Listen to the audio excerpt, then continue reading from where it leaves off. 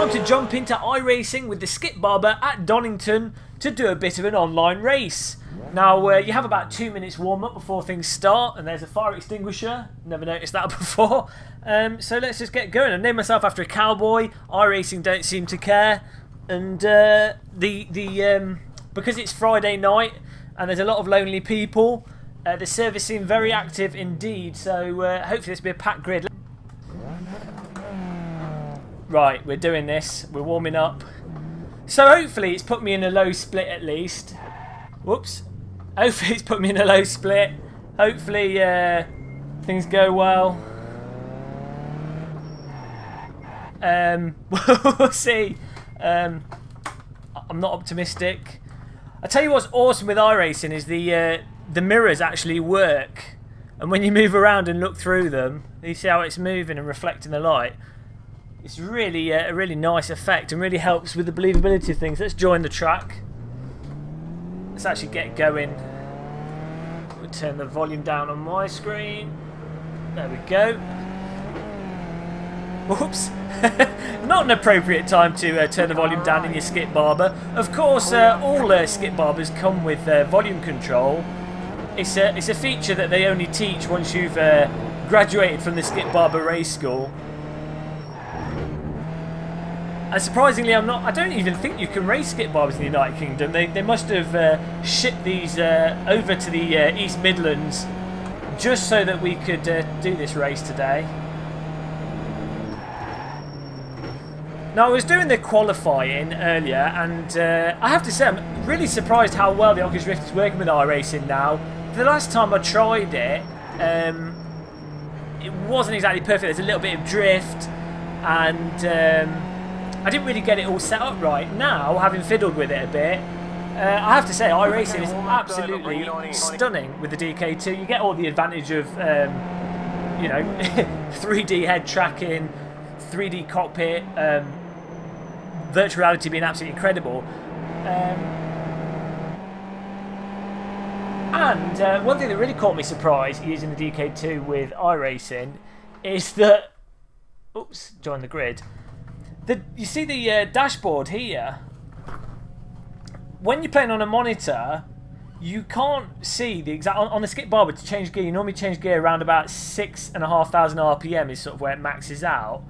On a monitor, I can't see it because it's occluded by the steering wheel. But with the Oculus Rift DK2, you can actually see really clearly the RPM gauge. So although you can't see into the distance, you do get the benefit of functionality of being able to look around in the cockpit, get a better sense of speed and all that business, but also be able to see when you need to change gear. So DK2 not just a gimmick, although it would be nice to see better into distance as we get ready for the race start.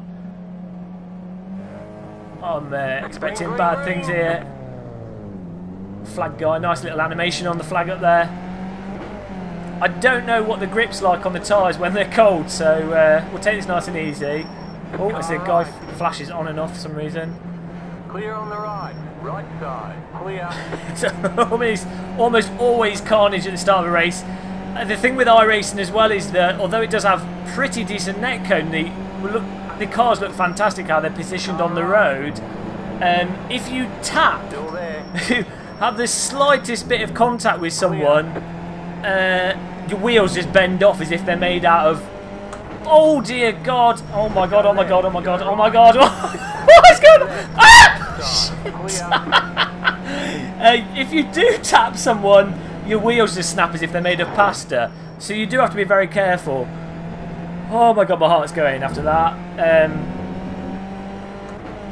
Well, the thing is, the Skip Barber is really slow, so you do get. I'm locking up the wheels, driving terrible. You do get plenty of warning and ability to avoid things, but because it's like driving a yacht in a thunderstorm at times, when there's people crashing, you sort of have to go with the decision half an hour in advance of when you intend to actually make the manoeuvre, because everything's so sloppy and flops all over the place. I honestly can't believe I got through that without losing a part of my vehicle, but we did, and we're in second place. Fantastic start. Couldn't have gone any better for me. It was really courteous of the grid in front of me to just take themselves out. I'll admit, I've been doing some Jedi training and my mind tricks appear to have worked.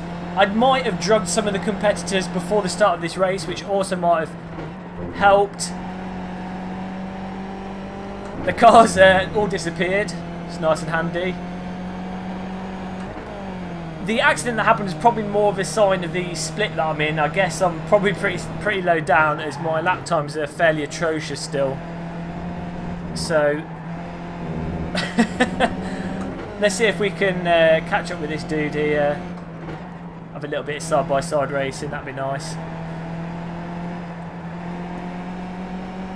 But I have to say, when people aren't lagging out and flashing on and off, the actual fidelity of the position of where... Oh my god, you see me in my mirror. The fidelity of the position of the other cars is really nice. And really adds to the immersion. Let's try not to rear-end him. Just got to make sure there's no contact because the damage is absurd.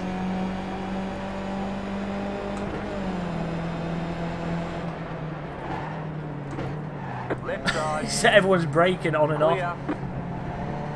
The thing with the Skippy is you have to really flow the car around the corners and ideally go in at the entry speed so that you're on the limit as you go through the corner when not on the throttle, if that makes any sense. And it really does take a knack to get used to it. A knack that I've yet to discover because I'm going so slow, everyone's passing me. Need to focus on the driving at hand. Car right. Clear on the right.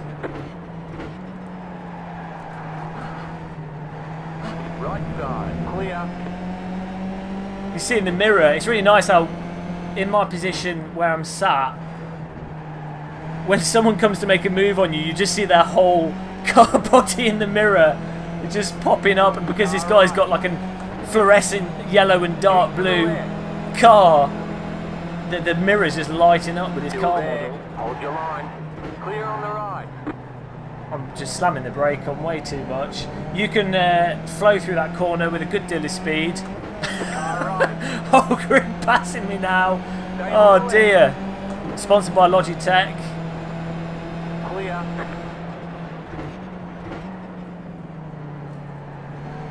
Maybe we should be a little bit more aggressive with this.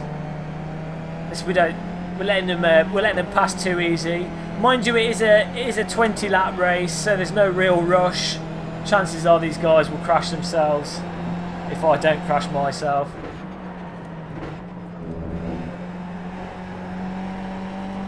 And it does look nice having the vehicles in front of you, so we'll enjoy the view, the skip barber view.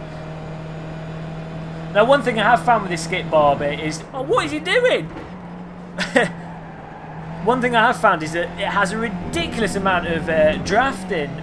At the range I'm from this guy in front of me now, I'll be starting to get into his draft.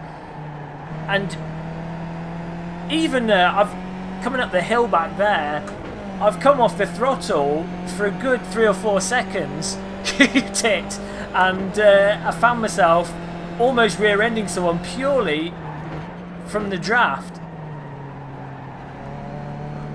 By the end of this race, we will have this last corner taken properly, I hope. No one seems to be behind me. This is it. Just need to keep with these guys. The sounds in iRacing as well, actually, are really decent in terms of what the sounds communicate to you of what the car's doing. So, although to me the engine sounds a bit synthetic and the tyre skid sounds a little bit, it doesn't sound like a particularly realistic tyre skid sound to me, in my opinion. What it does do is it's really granular in its volume and the texture of the sound. So it gives you a really good idea of how much grip you've got from the sound, and the engine gives you a really good idea of what RPM you're at and when you need to shift, and you can really easily learn to listen out for that from the tone of the engine. Whereas I think with some simulators or some simulated cars, the sounds might sound really nice and grunty. Oh, what is going on over there? It's like Snake or something. The sounds might sound really grunty in some simulators, but they lack the sort of depth. Oh, there we go. Oh no. Slow down, cutting the track. You'll have to slow down and give up the time gained. Well, that's a disaster. Yes, so some simulators have really nice sounding engines, but they don't really communicate the actual RPM of the engine or details. So I definitely think one of the things iRacing gets right is it communicates through the sound what you need to know to then handle the car. Although clearly it could be playing bagpipes at the moment because I'm driving so badly. The quality of the sound's not going to make any difference.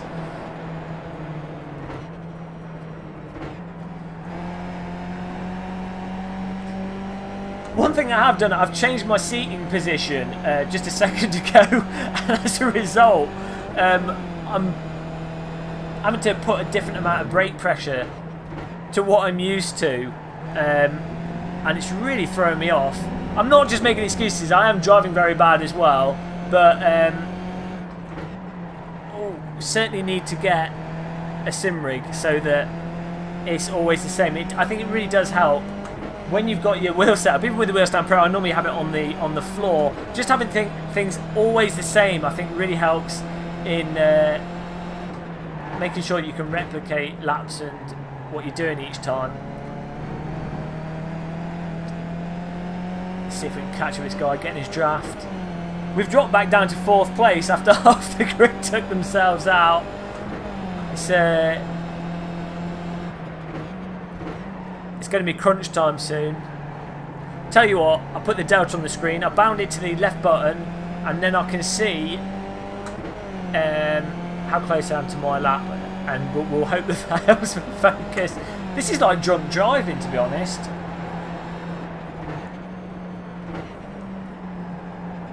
I mean, you can take this so much faster. There he goes. He goes off-road there. He's going to have to give up some time. We'll pass him. Let's see if I can do a slam dunk on 2 of these guys at once. Let's give him a bit of something to think about. No. It's not going to help.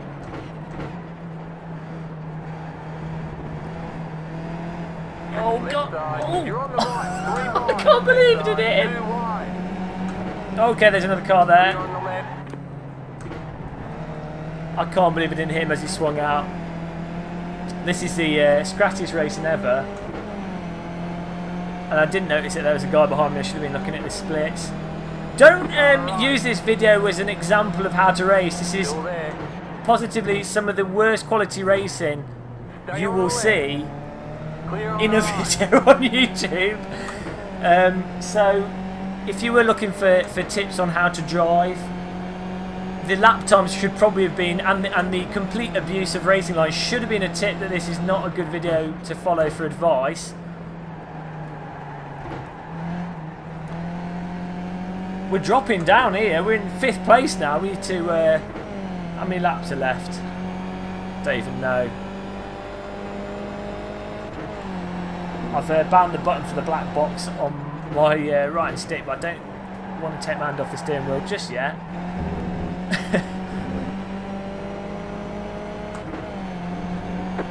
Oh, he's having a little pop-up on the right hand side. We'll have none of that. Stay on the left. Clear on the right. Right side. Clear on the right. Oh, the whole grid is passing me. I'm so slow. Of course, I could always blame the old talking and driving if I have to. Is it 5th place? I don't know where we started, but I think it's only getting worse.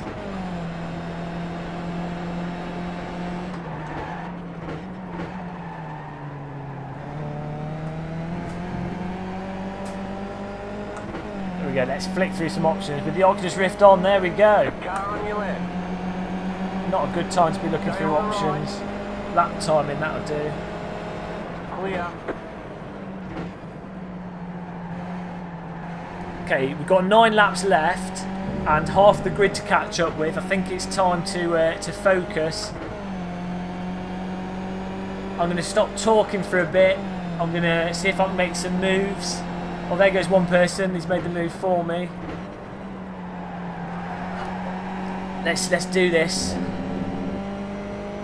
9 laps should be enough time to catch up, I think. And you join us live for the sped up Skip Barber series. He comes across the start finish line, puts in pressure on blue. He's moving up close to the left, up, down, left, right, up, down, left, right, go to the green, to the left, to the right, up, down. There we go again, over the hill, down the crest, up the hill, under the tunnel, across the start finish line. Looks like he's pushing on blue, looks like he's getting closer. Left, right, through the turner, through the chicane. Unbelievable lap as he comes across the start finish line again for a final time. He's putting pressure, he's getting closer. Will he catch him? What's going to do? Is he going to force a mistake?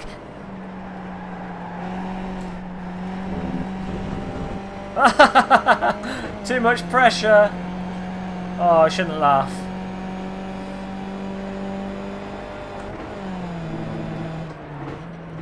I'm going to be doing the same thing. I guess I can start talking again now because it's unlikely that I'm going to catch the front of the grid.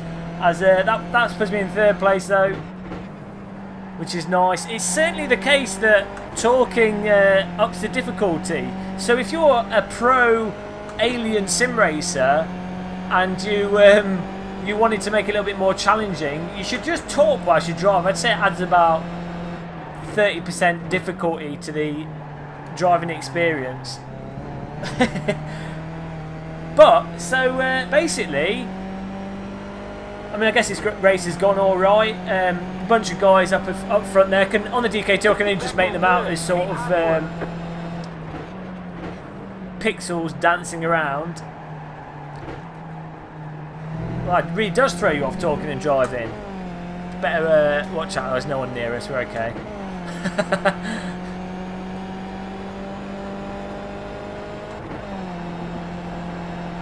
But I definitely think iRacing is far more enjoyable with the DK2, and especially with the more active cars, basically below Star Mazda. That's where you find cars that are more active and where you're pretty much guaranteed to find a race in the evening with, you know, a whole bunch of probably about 50 or so people 50 or so people driving them. So with the slower cars, I think the DK2 definitely makes them a lot more interesting to drive. With this Skip Barber, you get a good sense of speed, far more than than I find you get with a monitor. It just makes it way more enjoyable to move it around. You can detect the subtle motions of the car as well, which I think just add to the enjoyment of the experience. As a guy comes out the pits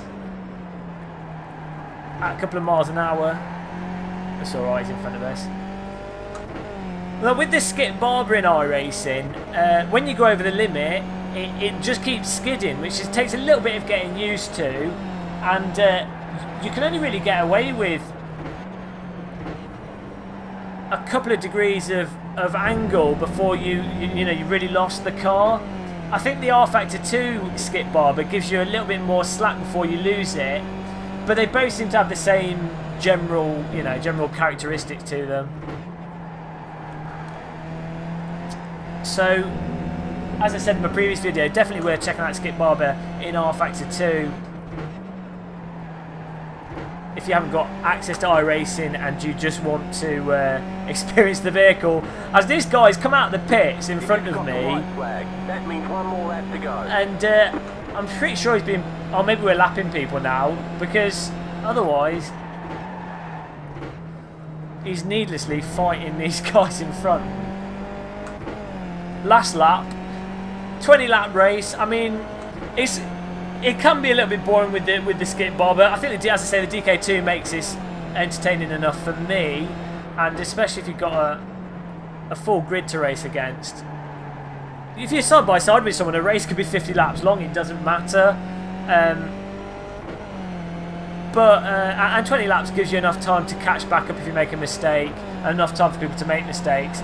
But I think if you like more casual sprint racing, then 20 laps is a bit much. I guess it's about 30 minutes. It's like half the game of Counter-Strike. Last lap here, coming up.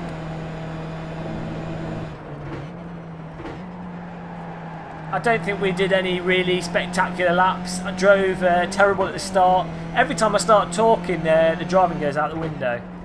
Part of that, I think, is because as you talk with the DK2, it bubbles up and down. Is that a guy that's actually I'm meant to be racing? No. The digger too bobbles up and down whilst you're talking. So it... Clear on the left. Left side. further adds to difficulty in terms of placing the car, but as also in terms of actual concentration. One car ahead, car stop on the right.